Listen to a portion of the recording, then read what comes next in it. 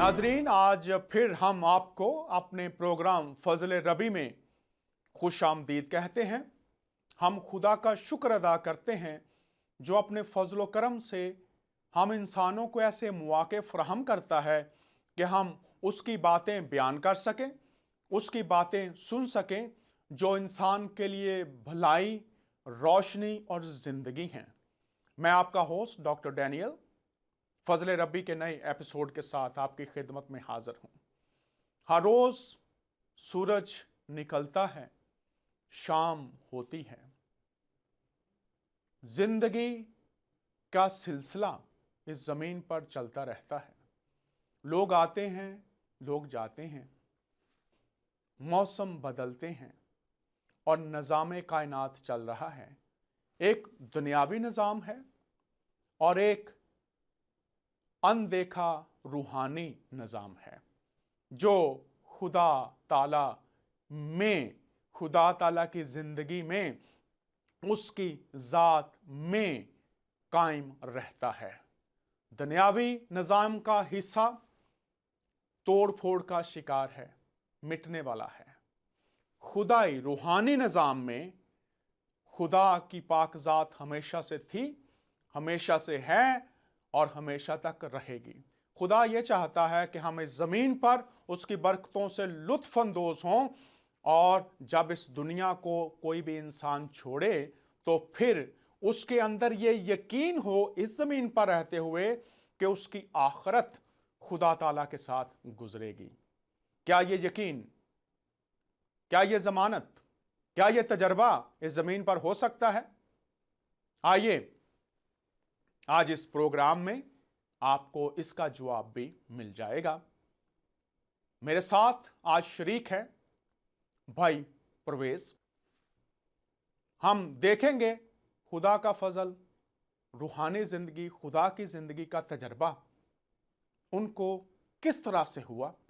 परवेज भाई, हम प्रोग्राम फजल रबी में आपको खुश आमदीद कहते हैं। कैसे हैं आप? बहुत बहुत शुक्रिया पास्टर साहब, डॉक्टर साहब, बहुत बहुत शुक्रिया। मैं ठीक ठाक हूँ। जी खुदा का बहुत एहसान है, शुक्र है उसका।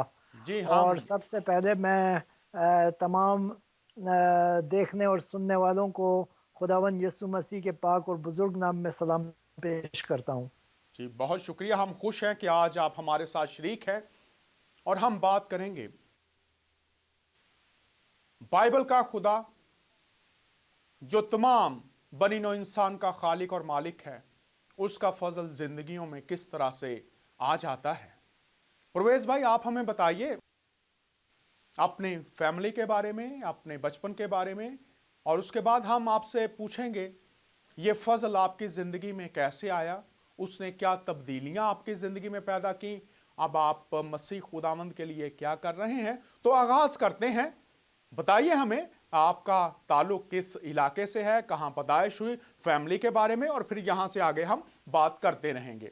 जी, ऑफ कोर्स मेरा नाम परवेज़ अख्तर है। मैं कराची पाकिस्तान में पैदा हुआ था। मेरे वालिद ने हरीपुर हज़ारा ट्रांसपोर्ट कंपनी फॉर्म की थी 1960s में, और हम पाकिस्तान बर्मा शेल और पीएनओ पाकिस्तान नेशनल ऑयल का ऑयल जो था हम सप्लाई करते थे पूरे जी सिंध में।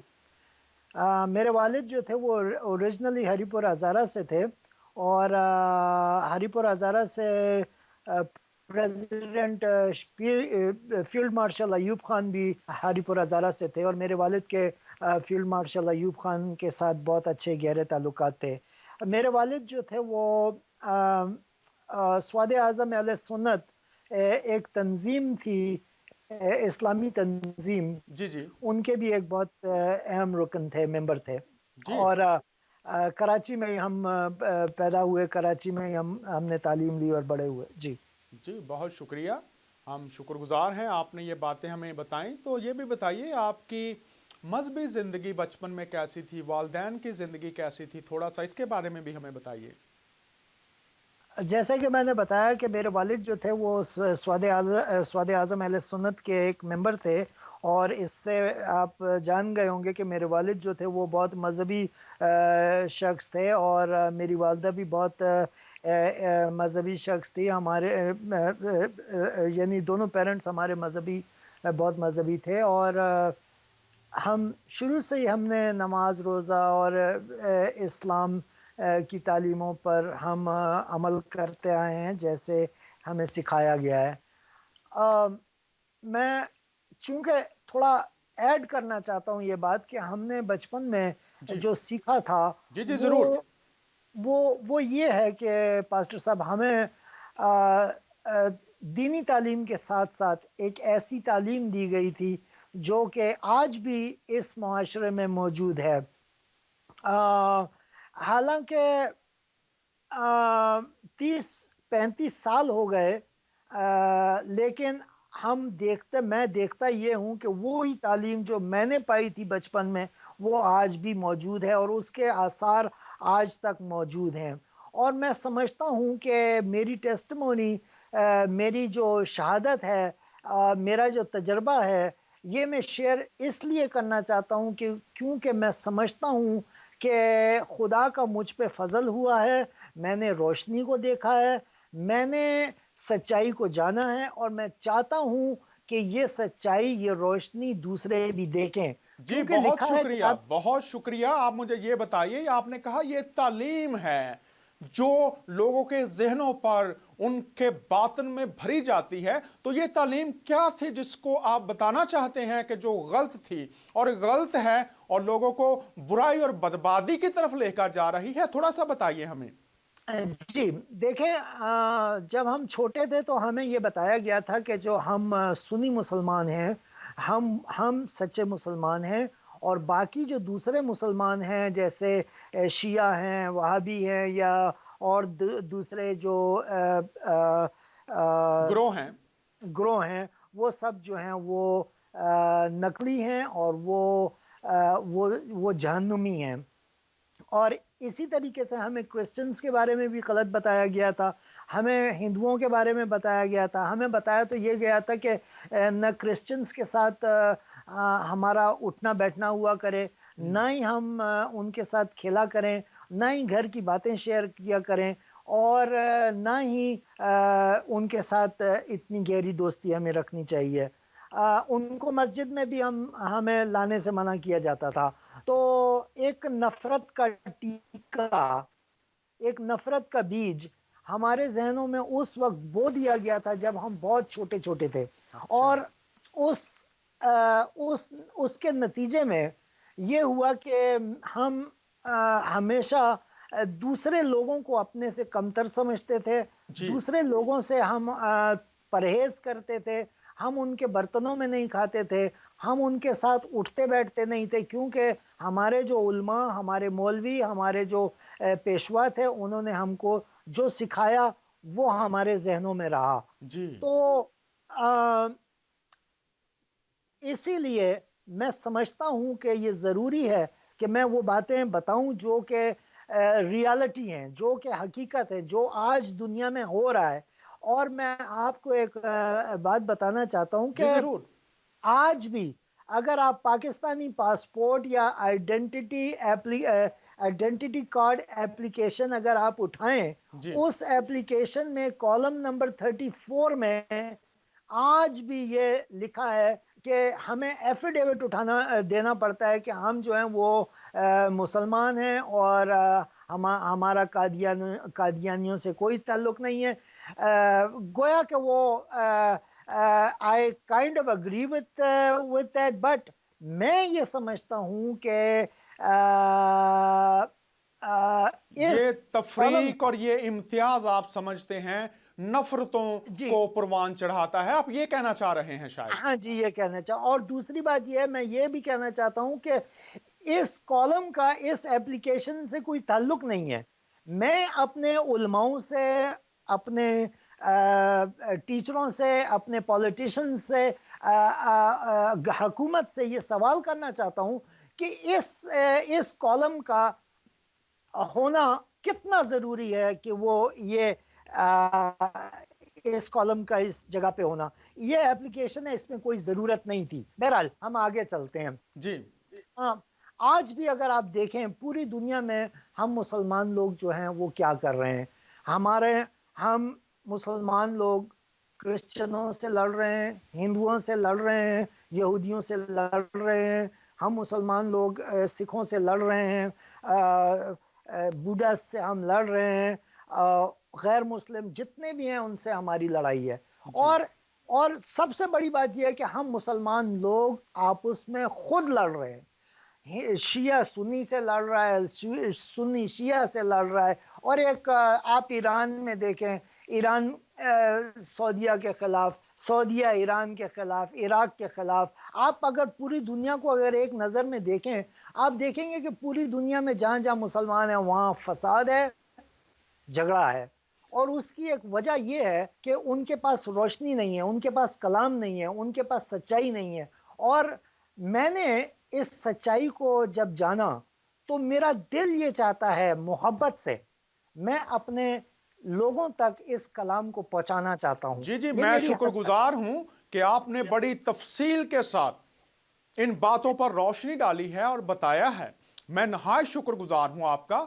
लेकिन हम ये भी जानना चाहते हैं कि जो बातें आपने की शुरू में खुदा के फजल की, तो हम ये चाहते हैं सुनना, मुश्ताक हैं, और मेरे जो नाजरीन हैं वो भी मुश्ताक होंगे कि आप हमें ये बताइए, ये फजल का तजर्बा आपकी जिंदगी में कैसे हुआ, ये आप हमें बताइए। आप देखिए जी, किताब मुकद्दस में लिखा है, यानी बाइबल में लिखा है, बाइबल में लिखा है कि मैं तुझे उस वक्त से जानता हूं जब से तेरे तेरी माँ के पैदाइश से पेट में बेहतर तेरी सूरत, पैदाइश पैदाइश। से जी, तेरी सूरत भी ना बनी थी। तो खुदा हमें उस वक्त से जानता है जब हम पैदा भी नहीं हुए थे। जी और खुदा ने हमारी जिंदगी में एक प्लान, खुदा खुदा का प्लान है हमारे लिए।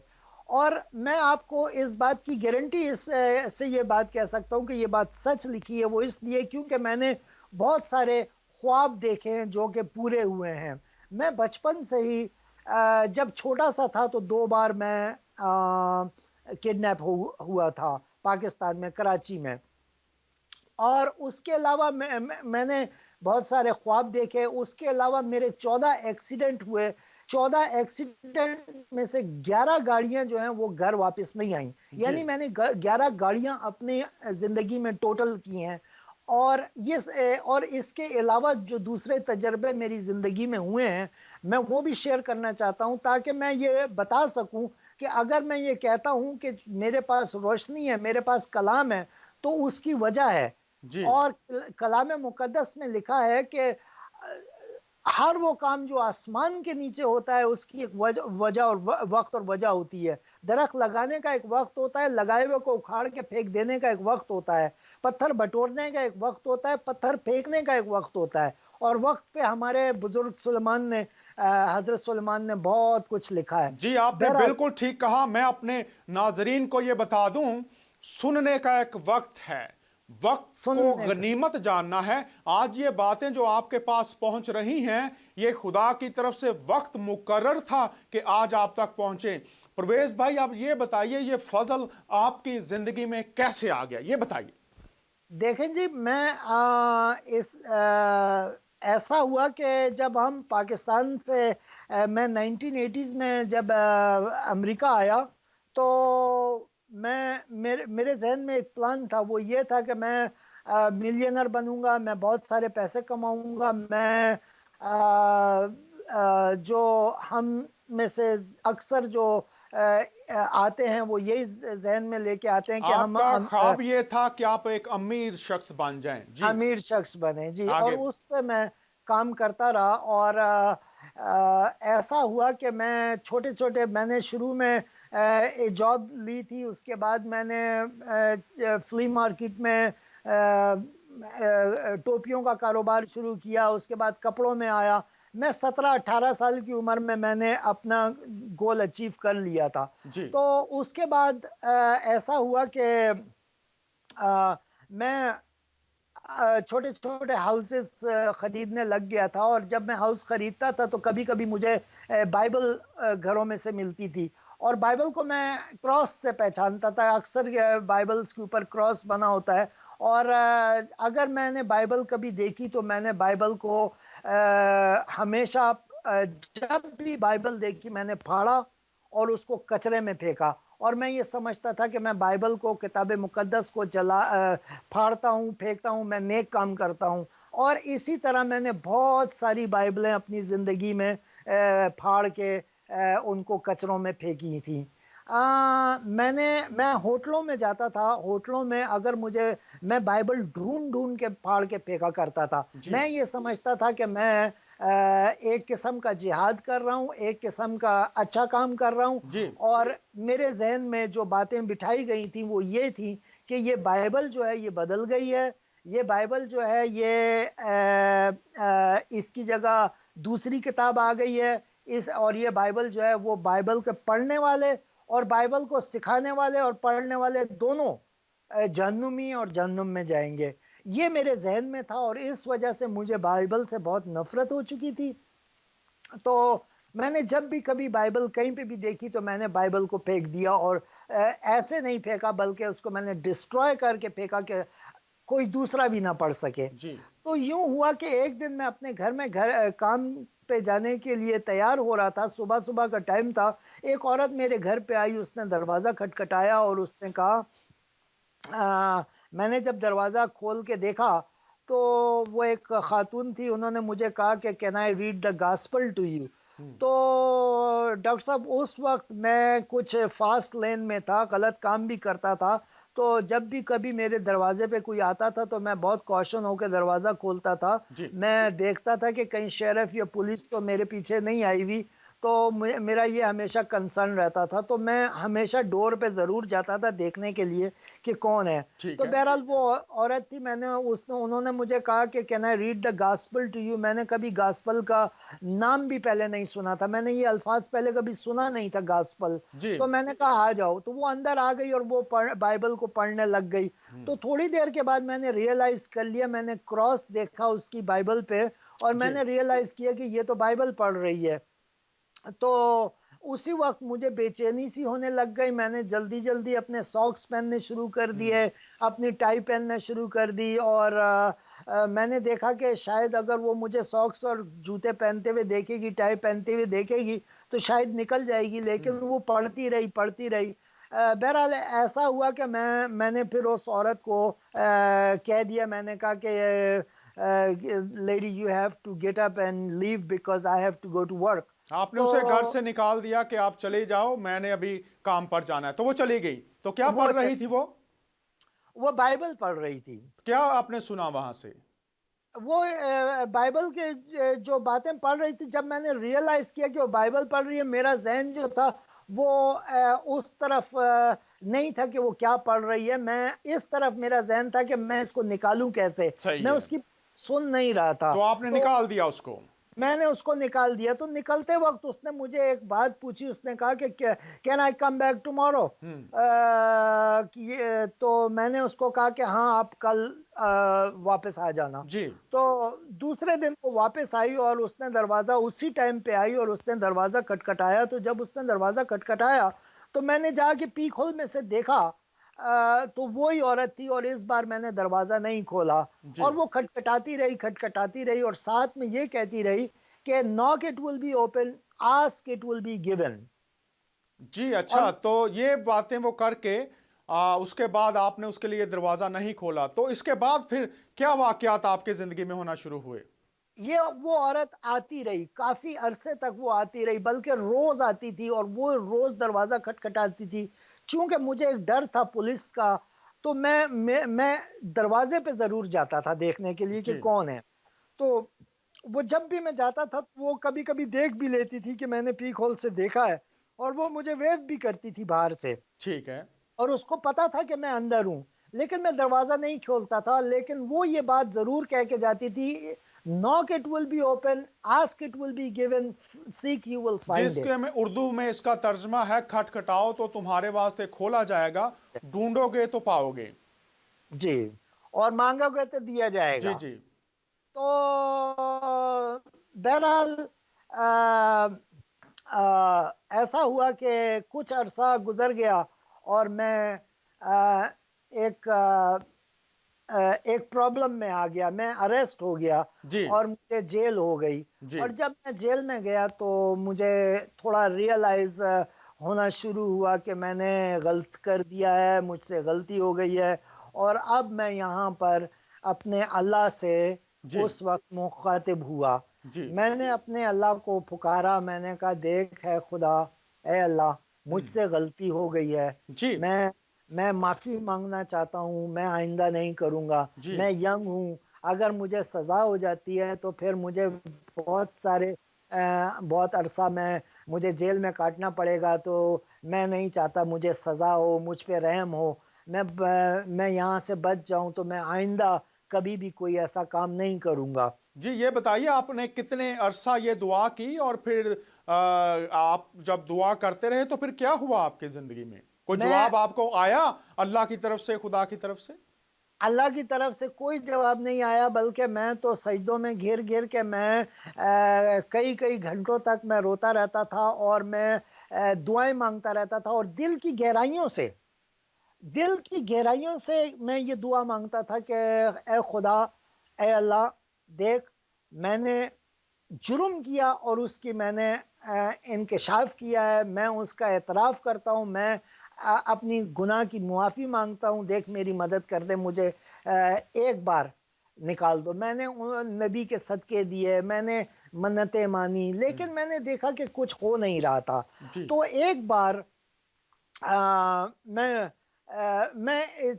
एक टाइम ऐसा आया कि मैं खुदा से लड़ने भी लग गया। मैंने खुदा को, अल्लाह को कहना शुरू कर दिया कि देखो अल्लाह, मैं और कर क्या सकता हूँ हम्म, बजाय इसके कि जो मैंने कहा और जो मैं कह रहा हूँ कि मैं आइंदा नहीं करूँगा। और इसके अलावा मैं और क्या कर सकता हूँ? मुझे एक मौका दिया जाए, मैं कभी। बहरहाल मैंने देखा कि वो कुछ बात कहीं आगे नहीं बढ़ रही थी।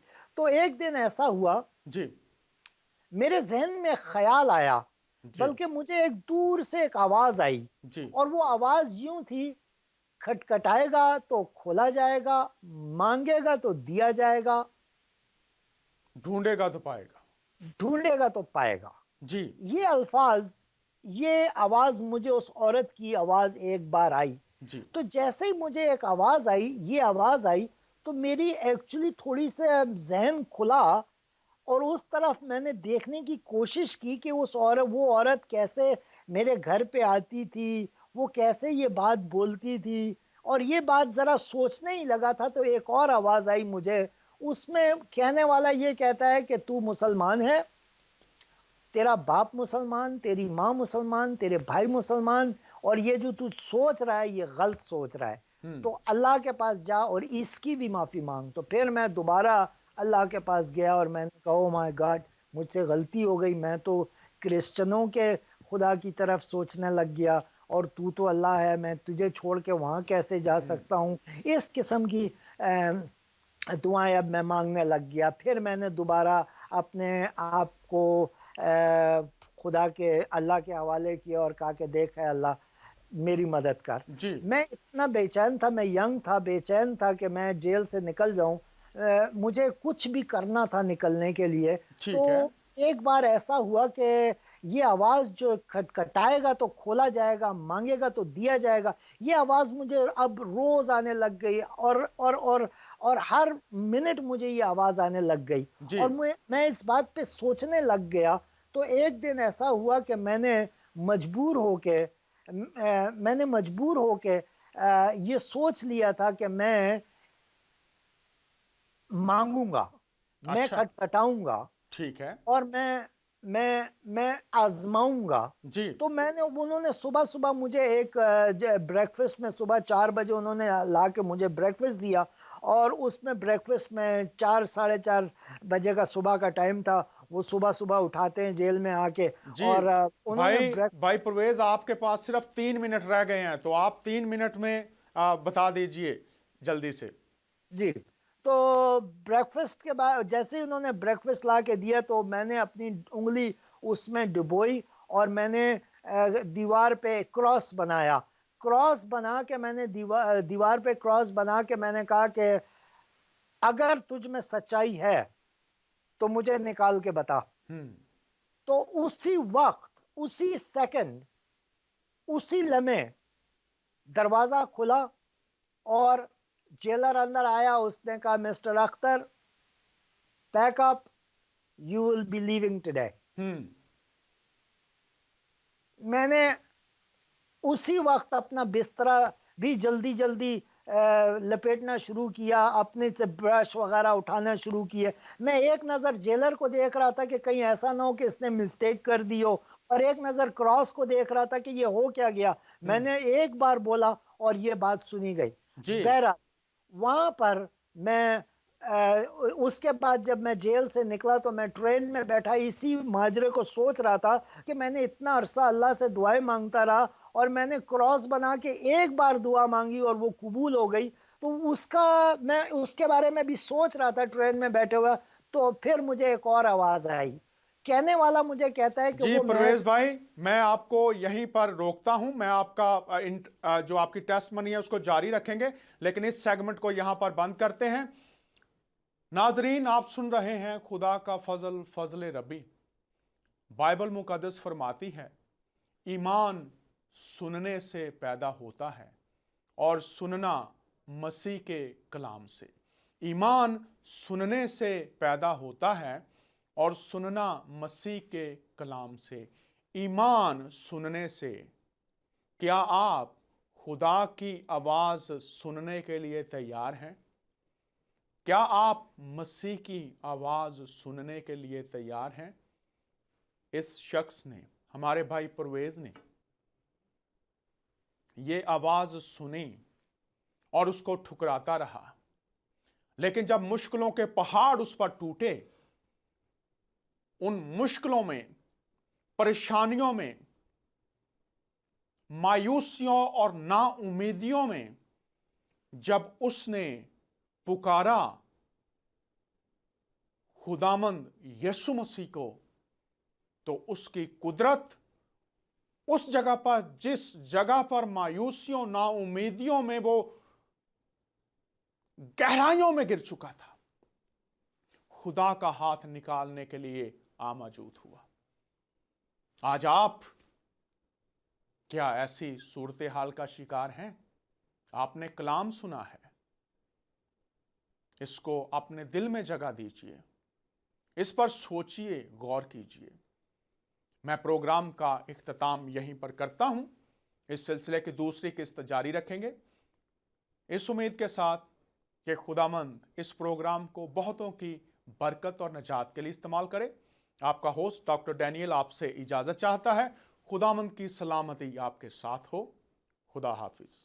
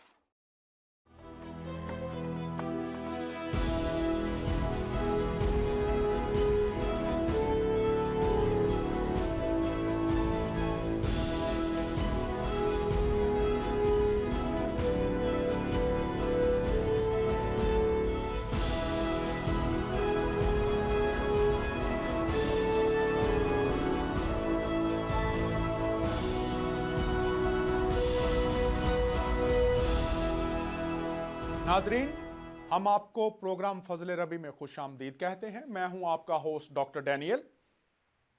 खुदा के अजीब और बड़े कामों का बयान करना कैसी फख्र की बात है।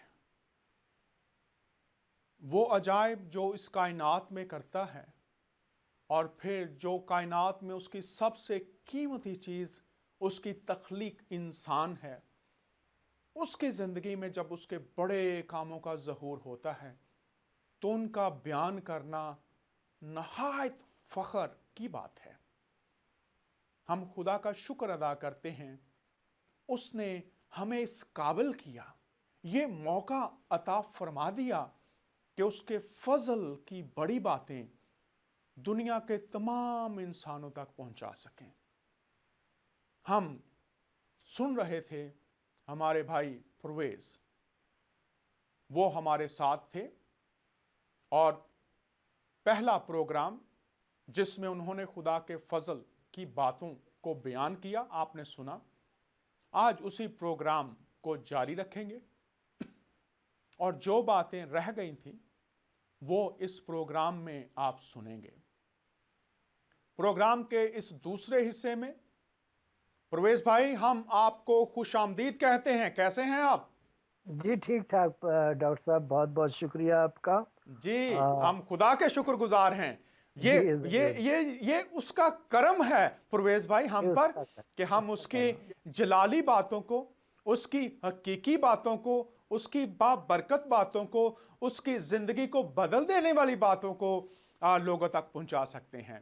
तो उसके लोगों तक जी। परवेज भाई, हम वहीं से जहां से सिलसिला मुनक़ता हुआ था शुरू करते हैं। तो आप ट्रेन में बैठे हुए थे, तो वहीं से आगाज कीजिए।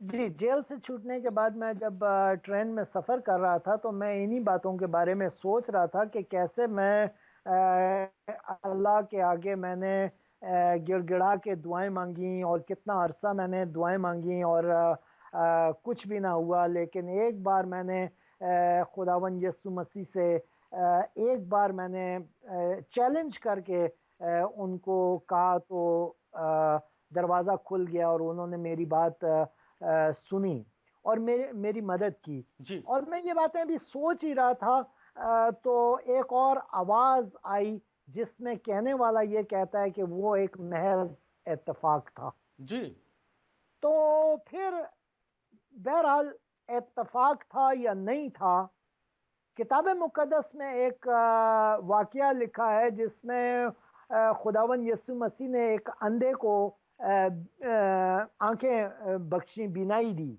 जी उनको ठीक किया। तो फरीसी जो थे वो ये कहते थे कि वो उसने बोल ज़बूल की मदद से तुमको ठीक किया है, यानी शैतानी मदद से ठीक किया है। तो जब वो अंधे से पूछा गया तो अंधे ने कहा कि मुझे चाहे किसी भी मदद से उसने पूरा ठीक किया हो, इससे मेरा कोई सौकार नहीं है। जी मेरा मतलब जो है, आंखों से मुझे बीनाई मिल चुकी है, मैं देख सकता हूँ। अब उसने कौन सी पावर इस्तेमाल की है वो मुझे नहीं पता, जी जी। अच्छा। लेकिन हम्म। मेरी आंखें खुल गईं। अच्छा। यहाँ पर ट्रेन में भी कुछ ऐसा ही हुआ कि मुझे कहने वाला तो कहता है कि वो महज एक इत्तेफाक था, लेकिन मेरे जहन में एक मोहर लग चुकी थी कि यहाँ पर जी। कुछ हुआ है। हम्म। उसके बाद ऐसा हुआ कि मैं कुछ अरसे के बाद मेरे भाई का मर्डर हो गया कराची पाकिस्तान में, जी अली नवाज चना की कोर्ट के अंदर। जी जी मेरे वालिद और मेरे भाई शफकत जो था वो कोर्ट में गए थे किसी केस के सिलसिले में। कल्प्रिट्स ने आके उनको गोली मारी मेरे भाई को, हम्म। और मेरा भाई मेरे वालिद की गोद में गिर के हलाक हो गया। ओह, तो अफसोस है इस बात को सुनकर हमें, लेकिन खुदावंद आपको तसल्ली दे। जी, जारी रखिए। जी, तो बहरहाल अफसोस तो हमें सबको बहुत है, लेकिन जिस काम ने होना था वो हो गया। और हम जिन्होंने मारा है, अब उसके लिए मैं दुआएं करता हूं कि खुदा उनको महफूज रखे, खुदा उनको ये रोशनी बता दे। तो ये जो बात आपने कही है कि आप अपने भाई के कातलों के लिए ये दुआ करते हैं कि खुदा उनको रोशनी तक ले आए, बहुत बड़ी बात है। जारी रखिए प्लीज। बहरहाल अब वो वहाँ से जब मेरे भाई का मर्डर हुआ तो मैं पाकिस्तान गया और मेरे वालिद की तबीयत बहुत ख़राब थी। चूँकि मेरे वालिद ने मेरे भाई को अपनी आंखों के सामने हलाक होते देखा है, तो वो मेरे वालिद आगा खान हॉस्पिटल में उनको दिल का सदमे की वजह से आगा खान हॉस्पिटल में थे। तो जी जब मैं पाकिस्तान गया तो वहाँ पर मैंने देखा कि मेरे वालिद हॉस्पिटल पे हैं, हॉस्पिटल में हैं। तो कुछ दिन मैं उनके साथ तकरीबन 4 महीने तक हॉस्पिटल में रहा। और मैंने वहाँ देखा कि एक नर्स थी बल्कि 4 नर्सें मेरे वालिद के इर्द गिर्द काम करती थीं, और उन 4 नर्सों में से एक नर्स ऐसी थी जो जिसके छूने में, जिसके सर्विंग के अंदर, जिसके छूने के अंदर एक अजीब सी बेटी की तरह एक मोहब्बत जैसी थी। और जी वो मुझे नजर आती थी कि उसके वो जैसे मेरे वालिद को ट्रीट करती थी, वो जैसे उनकी हमदर्दी थी, मुझे ऐसा लगता था कि वो उन चारों से अलग है जी जो दूसरी 4 हैं। तो मैंने उनसे ऐसे रैंडमली पूछ लिया, मैंने कहा आप क्रिश्चियन हैं? तो उन्होंने मुझे एकदम घबरा गई और कहती हैं जी मैं क्रिश्चियन हूँ। मैंने कहा मुझे आपसे काम है। जी मुझे, चूंकि मैं बाइबलें फाड़ फाड़ के फेंका करता था, तो उस वाक्य के बाद मुझे बाइबल को पढ़ने का शौक हो रहा था। जी मैं जानना चाहता था कि बाइबल में लिखा क्या है। जी तो उस औरत को पाकिस्तान, कराची पाकिस्तान, आगा खान हॉस्पिटल के अंदर उस औरत से मैंने रिक्वेस्ट की कि मुझे एक बाइबल उर्दू ज़बान में अगर मुझे एक बाइबल वो दे दें। तो जी वो बहुत घबरा गई, और उन्होंने मुझे कहा कि देखो ऐसा है कि आप अपने होश में हो, ये तो बहुत ख़तरनाक काम है, आपको भी मार देंगे, मुझे भी मार देंगे, तो ये आप सोच लें कि आप चाहते हैं। मैंने कहा मैंने सोच रखा है, आप मुझे ला के दें। बहरहाल उन्होंने मुझे दूसरे दिन ही बाइबल ला दी, और वो बाइबल आज भी मेरे पास मौजूद है। और 1996 उन्होंने 1996 में मुझे साइन करके दी थी बाइबल। जी तो एनीवे बाइबल जब मैंने पढ़ी तो मैंने बाइबल में देखा कि बाइबल के अंदर कुछ ऐसी बातें लिखी हैं जो हमारे हज़रत आदम के बारे में कुछ बातें ऐसी लिखी हैं जो इस्लाम में बिल्कुल अलग लिखी हैं। मैंने देखा कि जो हज़रत मूसा का जो वाक़या है वो भी थोड़ा सा बदला हुआ है। मैंने देखा कि जो कुछ ऐसे वाक़े हैं जो कि कुरान में भी हैं और बाइबल में भी हैं, लेकिन दोनों अलग अलग हैं। तो इनकी मैं तहकीक करने के लिए मैंने फिर दोबारा किताब मुक़द्दस का मैंने मुताला किया। किताब मुक़द्दस के बाद मैंने कुरान का मुताला किया, हदीसों का मुताला किया, कुरान की तशरीह मैंने पढ़ी, इस्लाम की हिस्ट्री मैंने दोबारा पढ़ी, इस्लाम की नबी की हिस्ट्री पढ़ी, मैंने हदीसें पढ़ी, और कुरान को मैंने अपनी ज़बान में पढ़ा, हदीसों को अपनी ज़बान में पढ़ा। हम्म और फिर मेरे पास बहुत सारे क्वेश्चन थे जो मुझे जो पूछने थे, और मैंने रातों को जाग जाग कर, जी आप यकीन करें कि मैंने रात को 12-12 बजे तक भी अगर मुझे जाना पड़ा उलमाओं के पास तो मैं गया, और मैंने सवालों के जवाब पूछने की कोशिश की। और कोई उलमा मुझे पाकिस्तान में ऐसा ना मिला जो कि मेरे सवालों का जवाब दे सके। मैंने जी ये जो बात आप कर रहे हैं, मैं थोड़ा सा आपको रोकूंगा। आप पाकिस्तान की बात कर रहे हैं और बता रहे हैं कि आप बहुत से उलमा के पास गए, लेकिन वो आपके सवालात के जवाबात ना दे सके। जी आप बराए मेहरबानी थोड़ा सा यहाँ पर मेरे नाजरीन को भी बताइए कि वो क्या या कौन से सवालात थे जिनके दे- जवाबात पाकिस्तानी उलमा से आपको ना मिले। सिर्फ चंद और फिर जारी रखिए। जी पहली बात तो यह है कि कुरान कुरान में लिखा है कि जब खुदा ने आदम को बनाया तो फरिश्तों को कहा कि इसके आगे सजदा करो, जी और उन फरिश्तों ने उन सब ने सजदा किया, और कुछ जो थे उन्होंने सजदा नहीं किया। खुदा ने कहा कि तुम दूर हो जाओ, मेरी बादशाही से निकल जाओ, और वो इबलीस हो गए, वो शैतान हो गए। तो यहाँ पर एक बात मुझे समझ में नहीं आ रही थी। और उसके बाद दूसरी बात ये थी कि किताब मुक़द्दस में अलग वो लिखा है कि किस तरह खुदा ने इंसान को बनाया और इंसान में से औरत को बनाया, और औरत ने खुदा की नाफरमानी की, और इसलिए की कि वो सब कुछ जानना चाहती थी, और खुदा की तरह होना चाहती थी, क्योंकि उसको इब्लीस ने ये पहले बताया था। तो ये दो डिफरेंट वर्जन है, इनमें मुझे सवाल अपने उलमाओं से पूछना था, लेकिन मुझे इसका जवाब नहीं मिला। चलें ठीक है, दूस, जारी रखिए, बाकी सवालात भी आपके होंगे, लेकिन मैं चाहता दूसरी हूं वक्त हमारे पास थोड़ा है, तो आप जी ठीक है जारी रखिए। दूसरी बताइए बात कि आप दूसरी जी आप दूसरी जब बात ये सवालात आपके जहन में आ रहे थे, तो फिर इन सवालात के जवाबात आपको कैसे मिले और आप फजल तक कैसे पहुंचे, ये बताइए। जी, दूसरा दूसरा सवाल ये था कि हज़रत इब्राहिम के बारे में लिखा है कि हज़रत इब्राहिम ने किताब मुक़द्दस में लिखा है कि हज़रत इब्राहिम ने हज़रत इसहाक को कुर्बानी के लिए लेके गए थे, लेकिन हमारे जो इस्लामिक लिटरेचर है उसमें लिखा है कि वो हज़रत इस्माइल थे। वाक़या तो हुआ है। जी ये बात दोनों मज़हब में दोनों जगह मानी जाती है, लेकिन नाम के फ़र्क में क्या वो था, मुझे ये भी पता करना था। सही है। इसी तरीके से हज़रत ज़करिया का गूंगा रहना, किताब मुक़द्दस में लिखा है कि हज़रत ज़करिया जो थे वो 9 महीना 8 दिन तक गूंगे रहे, जी और कुरान में लिखा है कि वो 3 दिन तक गूंगे रहे। तो ये बातें जो थी, ये शुरू में ये बातें मुझे थोड़ी परेशान करती थी, और ठीक इन है। बातों के और भी बहुत सारी बातें हैं, लेकिन मुझे जवाब नहीं मिला। सही है। और इन ठीक है। सब बातों का जवाब मुझे कलाम मुक़द्दस में मिला, और कलाम मुक़द्दस में जब मैंने पढ़ा तो मुझे इन सारी बातों का जवाब मिला, और जवाब से भी बहुत ज़्यादा मुझे मालूमात हुई। जी अम, बहरहाल, अब आप जब ये बताइए कि आपकी जिंदगी में फजल, यीशु मसीह को खुदामंद कबूल करना, खुदा के फजल का आपकी जिंदगी में, शख्सी जिंदगी में आना, ये कब और कैसे हुआ, कब और कैसे हुआ, ये थोड़ा सा बताइए।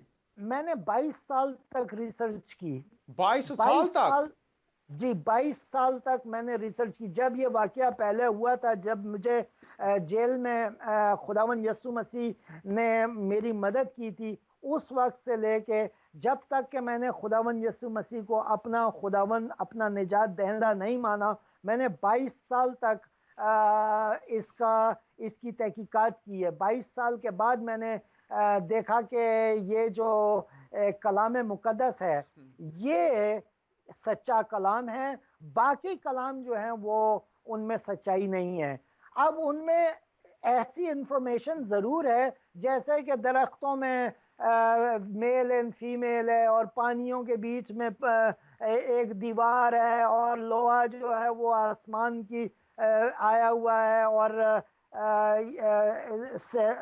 ब्लड के अंदर एडम्स हैं, और वो एम्ब्रियोलॉजी जो है वो औरत का बच्चे का पेट में प्रोसेस जो है, ये सारी बातें साइंटिफिकली ठीक है, लेकिन मेरा दिल बदली नहीं हुआ। मेरा जी दिल जो बदली हुआ है वो किताब मुक़द्दस इंजील पढ़ने से हुआ। और मैंने जब खुदावंद यीशु मसीह पे गौर किया, जी मैंने देखा कि ये वो शख्सियत है, ये वो शख्स है जो बगैर बाप के दुनिया में आता है। दुनिया में आके वो अपनी बादशाहियाँ, अपनी हूर परियाँ, अपनी शान और शौकत, अपना सब कुछ छोड़ के एक गरीब सब कुछ छोड़कर इस दुनिया में आता है, और वो आकर जो हालांकि उसके पास अख्तियार है मौत पर भी, उसके पास अख्तियार है बीमारियों पर, अख्तियार है हवाओं पर, कुदरत का सारा अख्तियार उनके पास है, लेकिन वो इंसान के पांव धुला रहे हैं। वो ये कहते हैं कि मैं खिदमत कराने नहीं आया बल्कि खिदमत करने आया हूँ। और मैंने जब देखा कि उनकी तालीम में उन्होंने एक तालीम दी, उसमें अपनी तालीम में वो ये कहते हैं कि मैं नबियों की किताबों को रद्द करने नहीं आया बल्कि उनको पूरा करने आया हूँ। उन्होंने कहा कि मेरी शरीयत एक है, वो ये है कि तुम दूसरे से अपनी मानंद प्यार करो और जी खुदा से प्यार करो। तो ये ये जो शरीयत है, जब इस शरीयत पे, मोहब्बत की शरीयत पे गौर किया जाए, ये तो एक ऐसी शरीयत है कि अगर हम सब इस पे गौर करें तो हमारे में से नफरतें, लड़ाइयाँ, झगड़े, बदले, लालच, ये सारी बदरुएं जो हैं तो ये आप एक एक करके भागते हैं। जी आप ये कह रहे हैं कि असल सच्चाई ये है, असल मजहब ये है कि खुदा से मोहब्बत और अपने हम जिन्स इंसान से अपनी मानद मोहब्बत करना, ये असल खुदाई तालीम और खुदाई सच्चाई है। ये बात कर जी रहे हैं आप? जी, बिल्कुल बिल्कुल बिल्कुल। जी तो अब जी आप ये बताइए हमें कि जब आपने इन सारी बातों पर गौर किया तो फिर आप किस नतीजे पर पहुंचे कि क्या यीशु को यीशु के साथ रिश्ता कैसा होना चाहिए, क्या आपकी ज़िंदगी में हुआ, ये थोड़ा सा बताइए और कैसे हुआ? जब मैंने खुदावंद यीशु मसीह को अपना निजात दहिंदा माना, तो उसके बाद भी लाइफ कोई बदली नहीं, जी बल्कि सुनिए मेरी बात परवेज भाई, फिर आपसे अर्ज कर रहा हूं। आप कहते हैं मैंने यीशु को शख्सी निजात दहिंदा माना, ये जी आपके अल्फाज हैं। अमल क्या किया आपने, कैसे अमली सूरत ये बनी, ये थोड़ा सा मेरे देखने और सुनने वालों को बताइए। आ, जरा थोड़ा सा जी मुझे मैं फिर वाजे करता हूं। बताएं। जी आपने कहा कि मैंने यीशु मसीह को खुदावंद और निजात दहिंदा माना। जी अमली तौर से ये कैसे हुआ? किसी के पास गए थे या आपने कोई दुआ की थी? कैसे आपने उनको कहा कि मेरी जिंदगी आज से आपकी है? ये थोड़ा सा बताइए, ये रिश्ता कैसे बना? हाँ जी, मैंने मैंने बहुत बार तजर्बा करने के बाद आखिर मैं फिर पास डैलस टेक्सास में मैंने जी बपतिस्मा लिया, और मैंने खुदावन को अपना निजात दहिंदा माना। और उसके बाद मैं अब खुदा की खिदमत करता हूँ। मैं इस कलाम को जो मैं पहले फाड़ फाड़ के फेंका करता था, अब उनको मैं दूसरे लोगों तक पहुँचाता हूँ। मैं जिस कलाम को फाड़ फाड़ के फेंका करता था, अब उसको मैं रिकॉर्डिंग के ज़रिए लोगों तक पहुँचाता हूँ। मैं बाइबलें ख़रीद ख़रीद के फ्री में लोगों को देता रहता हूँ, बांटता रहता हूँ। मैं मस्जिदों में भी, यहाँ अमेरिका के अंदर मैं मस्जिदों में भी बाइबल लेके जाता हूँ, और वहाँ पे लोग हमें मना करते हैं, लोग हमसे झगड़ा करते हैं कि बाइबलें यहाँ मत लेके आओ। मुझ पर पुलिस भी बुलाई गई है इस सिलसिले में। लेकिन मैं जानता ये हूँ, मैं करना ये चाहता हूँ कि मैं खुदा का कलाम की रोशनी उन तक पहुंचाना चाहता हूँ। गोया कि वो मुझे एक्सेप्ट नहीं करते, गोया कि वो मुझे मेरे इस तोहफे, दिए हुए तोहफे को कबूल नहीं करते, लेकिन मेरी कोशिश ये है कि शायद एक दिन वो गौर करें कि दुनिया में क्या हो रहा है। वो देखें कि हमारे जो अमाल हैं, हमारे जो काम हैं, वो हमारे कामों से खुदा नजर आता है या हमारे कामों से कोई और नजर आता है। देखें, मैंने ये देखा कि जो जो लोग खुदावन यीशु मसीह में होते हैं, और जो लोग खुदावन यीशु मसीह के शागिर्द होते हैं, उनके काम भी खुदावन यीशु मसीह की तरह होते हैं। यीशु मसीह ने कभी चोरी नहीं की, कभी डाका नहीं डाला, कभी शादी नहीं की, कभी कभी उन्होंने किसी को मारा नहीं, बल्कि किसी कोई नफरत की बात नहीं सिखाई, कोई उन्होंने ऐसी बात नहीं की जिससे किसी की दिल आज़ारी हुई हो, कभी उन्होंने कोई ऐसा काम नहीं किया जिससे किसी को नुकसान हुआ हो। तो हम जब खुदावन यीशु मसीह को अपना लेते हैं, तो हम उसके कदमों पे चलते हैं और कोशिश करते हैं कि जैसे खुदावन यीशु मसीह थे, हम भी उनको अपनी ज़िंदगी से उनको हम अपनी जिंदगी से उनकी जिंदगी नजर आए, ये आप कहना चाह रहे जी हैं कि राइट हमारी जिंदगी में लोग यीशु मसीह के सिर्फ अल्फाज नहीं बल्कि उसका अमल देख सकें, ये बात जी आप चाह रहे हैं। जी जी जी बहुत शुक्रगुजार हैं परवेज भाई। अब ये बताइए, जब आपने ये फैसला किया कि आप यीशु की पैरवी करेंगे, तो क्या आपकी बरादरी से, खानदान से, अजीजों से किसी मुखालफत का सामना करना पड़ा या सब अच्छा चलता रहा? नहीं जी, ऐसा है कि हमारे जो जितने भी दोस्त, भाई बहन, मेरी वालदा अभी भी है, ज़िंदा हैं, और मेरी वालदा जो हैं अभी भी मेरे साथ एग्री नहीं करती हैं। मेरे कुछ भाई हैं जो कि मेरा एक छोटा भाई है, वो मुझे तो यूँ कहता है कि क़यामत के दिन खुदा मेरे मुंह के अंदर आग उंडेलेगा, और मेरा जिस्म जो है वो मुझे आग पीनी पड़ेगी। लेकिन मुझे मालूम है कि मेरा छोटा भाई नहीं जानता कि वो क्या कह रहा है। खुदावन यीशु मसीह को जब सलीब पे लटकाया गया था, उन सलीब पे लटकाने से पहले बहुत उनको मारा गया था, उनके मुंह पे थूका गया था, ताज पहनाया गया था कांटों का, कीलें लगाई गई थी उनके हाथों पे, उन्होंने उनका वजन जो था किलों पर था। लेकिन फिर भी इतनी तकलीफ के बावजूद भी उन्होंने ऊपर क्रॉस पे चढ़ चढ़ के उन्होंने नीचे देख के कहा कि खुदावन इन्हें माफ़ करना, ये नहीं जानते कि ये क्या कर रहे हैं।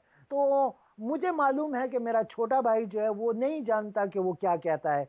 मुझे मालूम है कि हमारे जो मुसलमान बहन भाई हैं वो बहुत खूबसूरत हैं, बहुत प्यारे हैं, लेकिन उन्हें मालूम नहीं वो जानते नहीं कि वो क्या करते हैं। इसीलिए हमारे कई जो मुसलमानों में जो आज जो नफरतें हैं, जो आपस में इख्तलाफात हैं, ये इसलिए हैं क्योंकि वो हकीकत को नहीं जानते। लिखा है कि तुम सच को जानोगे और सच तुम्हें आज़ाद करेगा, और वो सच्चाई जो है वो कलाम मुकद्दस में है, वो सच्चाई जो है खुदावंद यीशु मसीह में है। जी और जब मैं हम खुदावंद यीशु मसीह को जान जाते हैं तो फिर उसके बाद फिर हम उसी के नक्श कदम पर चलते हैं। तो आप दरअसल ये पैगाम देना चाहते हैं कि जो कुछ लोग यीशु मसीह के बारे में जानते हैं मुख्तलिफ ज़राए से, वो तालीम उनके लिए काफ़ी नहीं है। उनको ये जानने की ज़रूरत है कि उनका कलाम जो अंजील में है, जो अंजील में उनकी बातें हैं, उनकी ज़िंदगी किस तरह से गुजरी, लोगों के साथ उनका रवैया, उनका सलूक जो अनाजील में बयान किया गया है, आप चाहते हैं कि लोग वो पढ़ें जो दरअसल हकीकत और सच्चाई है। ये बात आप करना चाह रहे हैं क्या? हाँ जी, बिल्कुल बिल्कुल। मैं एक बार छोटी सी एक और बात कहना चाहता हूँ। मेरे पास, मुझे मालूम है 3 मिनट रह गए हैं।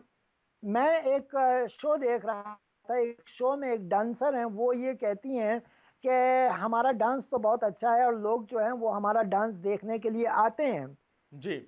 लेकिन वो हमें मानते तो हैं कि हम अच्छे डांसर हैं, लेकिन जब हम रिश्ता मांगने जाते हैं तो हमसे शादी कोई नहीं करता। वो कहते हैं ये डांसर है। तो हम्म। वो कहते हैं कि हमें हमें मानते तो हैं कि हम डांसर हैं और अच्छे डांसर हैं, लेकिन हमें कबूल नहीं करते।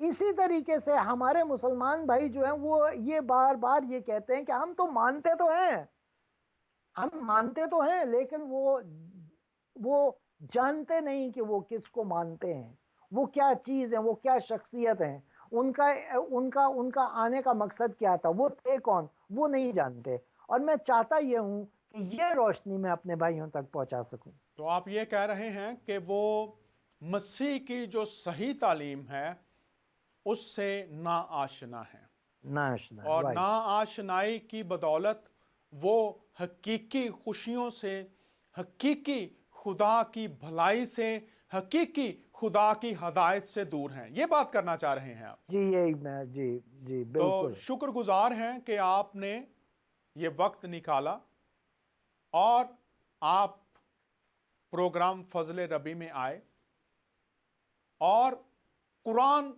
मजीद वाज़े तौर पर फरमाता है कि दीन में जबर नहीं है। ऐसे ही है परवेज भाई? ऐसे ही है, बिल्कुल ये कुरान बिल्कुल। मजीद की वर्स है, आप मुझसे ज्यादा बेहतर जानते हैं। जी बिल्कुल। सुनिए और गौर से, नाजरीन सुनिए, दीन में जबर नहीं है। नहीं है। तो आपकी गवाही सुनकर, आपकी बातें सुनकर शायद कुछ हमारे बहन भाई जज्बाती हो जाएंगे, लेकिन मैं आपसे ये अर्ज करता हूं, कुरान को ही मान लीजिए जिस पर आपका यकीन है। दीन में जबर नहीं है। एक वाकया बताना चाहता हूं। कदीम दौर की बात है कि एक मंदिर था जहां पर बुत रखे हुए थे, और रात के वक्त कोई आया और उसने आकर बुत तोड़ दिए। सुबह लोगों को खबर हुई, खोज लगाया गया और पता चला कि फलां घर में से फलां शख्स निकला है और उसने ये काम किया है। सारे जो इलाके के लोग थे वो इकट्ठे हो गए और उन्होंने कहा कि जिसने ये काम किया है उसको हम कत्ल करना चाहते हैं, उसने हमारे बुतों को तोड़ दिया है।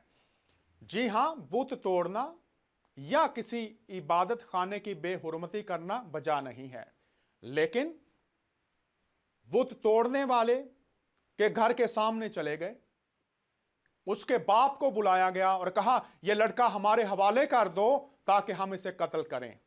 बाप का जवाब सुनिए।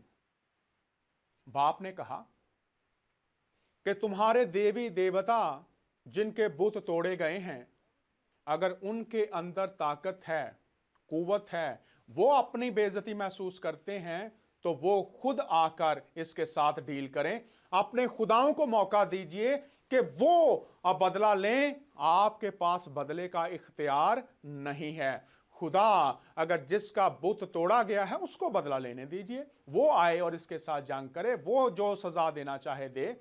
फिर कहता हूं, अच्छा नहीं बुत तोड़ना, लेकिन वो खुदा अगर उनमें कुव्वत है तो वो खुद बदला लें। बाप की बातें सुनकर सब लोग वापस चले गए। अजीजों, हमें खुदा की जंगें नहीं लड़ना, हमें खुदा की मोहब्बत, भलाई का पैगाम पहुंचाना है।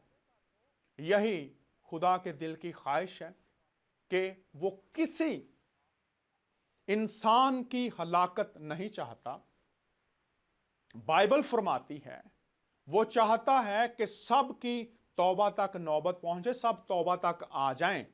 हकीकी खालिक खुदा की जिंदगी जो शरीयत के वसीला से नहीं, फजल के वसीला से है। और बाइबल की वर्स मैंने पहले भी प्रोग्राम्स में आपके सामने पेश की कि फजल सिर्फ और सिर्फ यीशु मसीह के वसीला से पहुंचा है। आज आप इस फजल के इनकारी हो सकते हैं, इसको रद्द कर सकते हैं, इसको नजरअंदाज कर सकते हैं, लेकिन याद रखिए वक्त महदूद है। अगर आप फजल में आए बगैर इस दुनिया को छोड़ेंगे तो वो हमेशा की जुदाई और रूहानी बर्बादी है, मौत है। लेकिन खुदारा फजल को मौका दीजिए, हमेशा की जिंदगी पाइए और खुदा की खुशियों से लुत्फ अंदोज हों, जिसका यकीन आपको इस जमीन पर ही मिल सकता है। और बाइबल वाज़े करती है यह जिंदगी जिसको आप देख नहीं सकते, दिखा नहीं सकते, बाइबल कहती है यह हवा की मानित है जिसको आप महसूस करते हैं, जानते नहीं कहां से आती कहां जाती है, लेकिन आप महसूस करते हैं। इसी तरह से फजल में जिंदगी आपको मिल जाती है, आप उसे महसूस करते हैं। और परवेज भाई को यह जिंदगी मिल गई, इसीलिए वो ये जिंदगी का पैगाम दूसरों तक पहुंचाना चाहते हैं। आपने सुना, नजरअंदाज कर दें, कबूल कर लें, इस पर सोचें ना सोचें, आपकी मर्जी है। ये जिंदगी का दरिया बह रहा है, पीना और ना पीना आपका काम है। हम खुदा का शुक्र करते हैं। आज के इस प्रोग्राम के लिए मैं आपका होस्ट डॉक्टर डैनियल आपसे इजाजत चाहता हूं। आपके मशवरे, तबसरे, राय के मुंतजिर रहेंगे। तब तक के लिए इजाजत दीजिए। अगले प्रोग्राम में फिर मुलाकात होगी। खुदावंद की सलामती आपके साथ रहे। खुदा हाफिज।